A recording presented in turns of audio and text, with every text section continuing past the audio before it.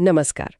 आज हम एक बहुत ही जानी पहचानी सी लगने वाली कहानी की गहराई में उतर रहे हैं। कहानी का नाम है रामू की ईमानदारी और सोने का खजाना। ये कहानी हमें ले जाती है रामपुर गांव और वहां मिलते हैं रामू, एक किसान। गरीब है लेकिन बहुत ईमानदार। उनकी पत्नी सीता है और दो बच्चे भी हैं, राज और गीता। लेकिन हालात आप समझे कुछ ठीक नहीं है।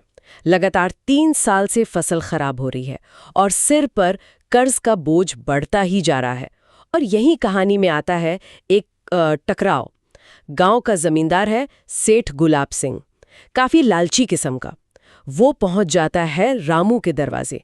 कहता है 10,000 का कर्ज था, ब्याज लगकर 20,000 हो गया है, और धमकी देता है 1 हफ्ते में पैसे नहीं दिए तो तुम्हारी जमीन मेरी हो जाएगी, जमीन कुर्क कर लूंगा। रामू के लिए तो ये बहुत बड़ा सदमा है, बहुत चिंता में है। पर सीता, उसे भगवान पे भरोसा है। वो कहती है कोई ना कोई रास्ता निकलेगा। तो आज हम इसी कहानी को परत दर परत खोलेंगे, देखेंगे कि ईमानदारी उसकी राह में क्या चुनौतियां आती हैं और क्या इसका सच में कोई अच्छा नतीजा निकलता है। इसी पर बात करते हैं। तो सेठ की धमकी मिली है, हफ्ता भर का समय है, और ठीक अगले दिन रामू खेत में काम कर रहा है। अचानक उसकी कुदाली किसी सख्त चीज से टकराती है। कुछ है जमीन के नीचे। वो खोदता है और उसे क्या मिलता है? एक पुराना सा बर्तन, और वो सोने के सिक्कों से भरा हुआ है, लबालब। अंदाजा है कि कोई 50,000 रुपए के सिक्के होंगे उस जमाने के हिसाब से। सोचिए जरा, अब जैसे ही उसे ये मिला, पहली प्रतिक्रिया क्या होगी? जाहिर है खुशी। एकदम से खुशी की लहर दौड़ गई। रामू के मन में फौरन आया, चलो कर्ज चुक जाएगा। हाँ, और सिर्फ कर्ज ही नहीं, बिल्कुल, घर की हालत सुधरेगी, बच्चों की पढ़ाई, अच्छे स्कूल में भेज पाऊंगा। सारे सपने जैसे आंखों के सामने आ गए। लेकिन अगले ही पल मन में कांटा सा छुपता है। एक सवाल उठता है, भाई ये खजाना है किसका आखिर? मेरा तो नहीं है। वो घर जाकर अपने बूढ़े पिताजी से पूछता है, जिक्र करता है। तो पिताजी कहते हैं कि बेटा ये शायद पुराने जमींदार थे ना, उनका गड़ावा धन हो सकता है। और वो पुराने जमींदार कौन थे? सेठ गुलाब सिंह के दादा। अब बताइए। बिल्कुल, ये वो पॉइंट है कहानी का जहां एक क्लासिक नैतिक दुविधा सामने आती है। देखिए ना, स्थिति कितनी जटिल है। एक तरफ रामू की जरूरतें हैं, बहुत गंभीर जरूरतें हैं, कर्ज है, परिवार है, बच्चों का भविष्य है, और समाधान बिल्कुल सामने रखा है, हाथ में। लेकिन दूसरी तरफ है उसकी अंतरात्मा, उसका ज़मीर, जो कह रहा है कि ये पैसा, ये धन, ये उसका नहीं है, पराया है। तो रामू के चरित्र की, उसकी ईमानदारी की जो असली परीक्षा है ना, वो यहीं से शुरू होती है। और इसमें दिलचस्प बात यह है कि ये परीक्षा ठीक उस वक्त हो रही है जब जरूरत सबसे ज्यादा है और लालच, प्रलोभन भी सबसे बड़ा है। हाँ, क्योंकि अब उसे ये लगभग पक्का हो गया है कि भाई ये खजाना अगर किसी का है तो तकनीकी रूप से या हक से सेठ गुलाब सिंह का है। पूरी रात उसे नींद नहीं आती, उधेड़-बुन चलती रहती है। सीता भी कहती है, अरे भगवान ने हमारी मदद के लिए भेजा होगा, रख लो इसे। क्या दिक्कत है, हालात तो देखो अपने। और यहीं देखिए, दो अलग अलग नजरिए सामने आ रहे हैं। हाँ। सीता का नजरिया शायद ज्यादा व्यवहारिक है। हाँ। है ना? वो हालात के हिसाब से सोच रही हैं, शायद भगवान ने मदद भेजी है। ये एक तरह की सिचुएशनल एथिक्स कह सकते हैं। हाँ, बिल्कुल। लेकिन रामू जो है वो अपने अटल सिद्धांतों पर टिका है कि नहीं, पराया धन लेना गलत है, चोरी है, चाहे कुछ भी हो जाए। हाँ। ये उसके अपने अंदरूनी मूल्यों और बाहरी दबाव के बीच का सीधा टकराव है। हाँ। और यही संघर्ष रामू के किरदार को गहराई देता है। तो रात भर की इसी कश्मकश के बाद अगली सुबह रामू एक फैसला लेता है। वो सोने के सिक्कों से भरा बर्तन उठाता है और सीधा चल पड़ता है सेठ गुलाब सिंह के घर। सोचिए कितनी हिम्मत चाहिए होगी इसके लिए। वहां पहुंचकर वो सेठ को सारी बात बताता है ईमानदारी से कि कैसे खेत में खुदाई कर रहा था और ये बर्तन मिला। फिर वो बर्तन सेठ के सामने रख देता है और कहता है, सेठ जी ये आपके दादाजी का है तो ये आपका हुआ। अगर मैं इसे रखता तो ये चोरी होती। सेठ जी, मैं गरीब जरूर हूं पर बेईमान नहीं हूं। सोचिए सेठ गुलाब सिंह पर क्या बीती होगी ये सुनकर। यही तो कहानी का टर्निंग पॉइंट है। सेठ की प्रतिक्रिया बहुत अहम है यहाँ। वो हक्का बक्का रह जाता है, बिल्कुल हैरान। उसे यकीन ही नहीं होता कि कोई इंसान, खासकर इतनी गरीबी में, इतने कर्ज के बोझ के नीचे दबा हुआ, ऐसा कर सकता है। उसे शायद ऐसी ईमानदारी की उम्मीद ही नहीं थी। दुनिया में ऐसे लोग भी होते हैं। तो रामू का ये काम एक तरह से सेठ के लिए आईना बन जाता है, जिसमें उसे अचानक अपना लालच, अपनी कठोरता साफ दिखने लगती है। ये रामू के चरित्र की ताकत तो दिखाता ही है। साथ ही सेठ के अंदर कुछ बदलने की ये शुरुआत भी करता है। और बदलता भी है, मतलब सिर्फ सोच में नहीं, एक्शन में भी। रामू की इस ईमानदारी का, इस निस्वार्थता का सेठ पर इतना गहरा असर होता है कि उसकी आंखों में आंसू आ जाते हैं। वो कहता है, रामू, तुमने आज मुझे इंसानियत का, ईमानदारी का पाठ पढ़ा दिया। ये सिर्फ शब्द नहीं थे। इसके बाद सेठ जो करता है वो रामू ने कभी सोचा भी नहीं होगा। पहले तो वो रामू का पूरा कर्ज 20,000 रुपए माफ कर देता है। कहता है, जाओ, कोई कर्ज नहीं तुम पर। फिर वो सोने के सिक्कों वाला बर्तन उठाता है और रामू को ही वापस दे देता है। अच्छा। हाँ, कहता है, नहीं रामू, ये खजाना भी तुम्हारा ही है। तुमने अपनी ईमानदारी से इसे कमाने का हक जीता है। रामू मना करता है, कहता है, नहीं सेठ जी, मुझे बस कर्ज माफी मिल गई, मेरे लिए यही बहुत है, मुझे और कुछ नहीं चाहिए। लेकिन सेठ नहीं मानता। वो कहता है, नहीं रामू, आज से तुम मेरे लिए बेटे जैसे हो।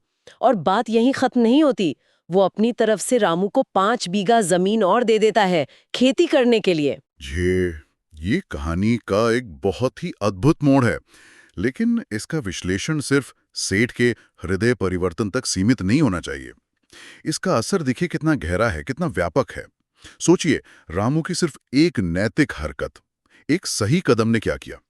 उसने सेठ के सालों से चले आ रहे लालच और शोषण के पैटर्न को, उस तरीके को तोड़ दिया। सही बात है। और सेठ का रवैया सिर्फ रामू के प्रति नहीं बदला। कहानी में आगे पता चलता है कि उसने गांव के दूसरे गरीबों के कर्ज भी माफ किए, उनकी मदद करनी शुरू की। तो ये दिखाता है कि रामू का काम सिर्फ एक व्यक्ति तक सीमित नहीं रहा, उसका असर फैला। अगर हम इसे बड़ी तस्वीर में देखें तो ये दिखाता है कि कैसे एक व्यक्ति का नैतिक साहस, उसका सही काम पूरे सिस्टम में, पूरे माहौल में सकारात्मक बदलाव ला सकता है। एक तरह से नैतिकता का फैलना है जो संक्रामक हो सकती है। बिल्कुल। और इस घटना के बाद रामू की दुनिया तो जैसे पूरी तरह बदल ही जाती है। उसे जो पैसा मिला, जो जमीन मिली, उसका वो बहुत समझदारी से इस्तेमाल करता है, फिजूल खर्ची नहीं करता। खेत को बेहतर बनाता है, खेती की नई तकनीकें सीखता है, मेहनत करता है। और सबसे जरूरी बात, अपने बच्चों राज और गीता को अच्छे स्कूल में भेजता है पढ़ने के लिए। धीरे धीरे परिवार की आर्थिक स्थिति सुधरने लगती है, वो गरीबी से बाहर आने लगते हैं। लेकिन कहानी यहाँ खत्म नहीं होती। रामू जब खुद सक्षम हो जाता है तो वो अपनी अच्छाई को, अपनी मदद को दूसरों तक भी पहुंचाता है। जब उसकी फसल अच्छी होती है तो गांव के दूसरे जरूरतमंद लोगों को अनाज देता है, गरीब बच्चों की स्कूल की फीस भर देता है। इससे गांव में उसका मान सम्मान और भी बढ़ जाता है। लोग उसे इज्जत की नजर से देखते हैं। वो सिर्फ एक कामयाब किसान नहीं बनता, बल्कि सबके लिए एक प्रेरणा, एक मिसाल बन जाता है। बिल्कुल। और यही हम देखते हैं कि कैसे सामाजिक पूंजी, जिसे सोशल कैपिटल कहते हैं, उसका निर्माण होता है। सामाजिक पूंजी क्या है?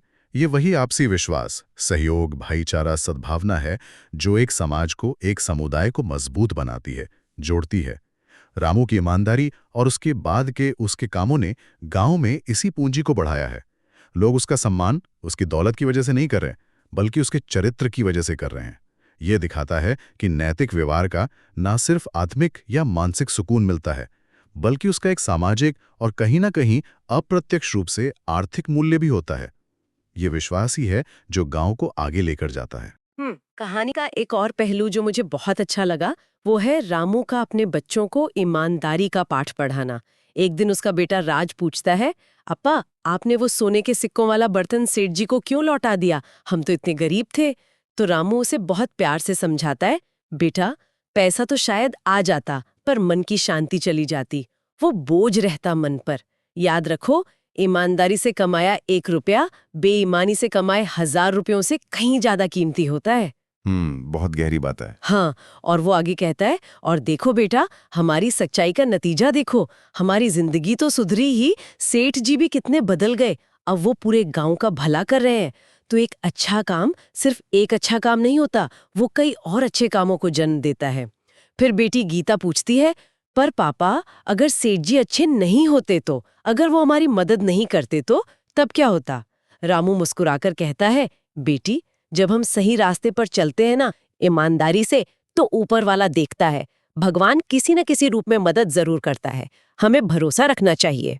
ये जो मूल्यों का हस्तांतरण है ना अगली पीढ़ी तक, इन उसूलों को पहुंचाना, ये बहुत महत्वपूर्ण हिस्सा है कहानी का।